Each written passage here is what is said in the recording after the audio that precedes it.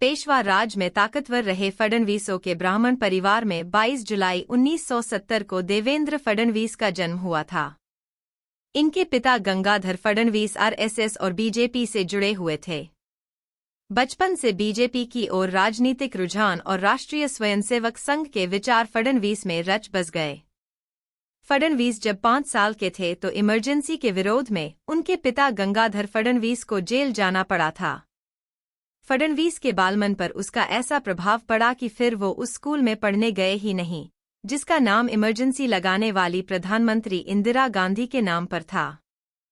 फिर Indira convent school की जगह उनके पिता ने देवेंद्र का नाम नागपुर के ही सरस्वती विद्यालय में लिखवाया, जहां से उन्होंने अपनी अधिकांश स्कूली शिक्षा प्राप्त की।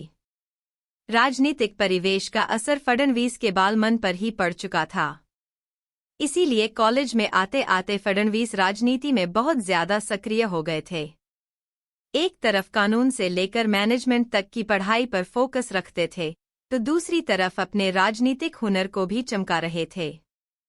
1990 के दशक की शुरुआत में भारतीय राजनीति में कांग्रेस से लोगों का मोहभंग दिखने लगा था। तब नागपुर में पले बढ़े फडणवीस ने आरएसएस से जुड़ी छात्र शाखा अखिल भारतीय विद्यार्थी परिषद से अपना नाता जोड़ लिया। 1992 में सिर्फ 22 साल की उम्र में वो नगर सेवक बने, जिसके बाद उनकी राजनीति सत्ता की तरफ मुड़ने लगी। 5 साल बाद 1997 में फडणवीस नागपुर नगर निगम में सबसे कम उम्र के मेयर बने। भारत के इतिहास में वे दूसरे सबसे कम उम्र के मेयर रहे हैं। 2 साल बाद ही 1999 में पहली बार नागपुर से विधायक बने और तब से अब तक लगातार 6 बार चुनाव जीत चुके हैं। 11 अप्रैल 2013 को उनकी राजनीति में सबसे पहला और बड़ा मोड़ तब आया जब उन्हें महाराष्ट्र बीजेपी का अध्यक्ष बनाया गया।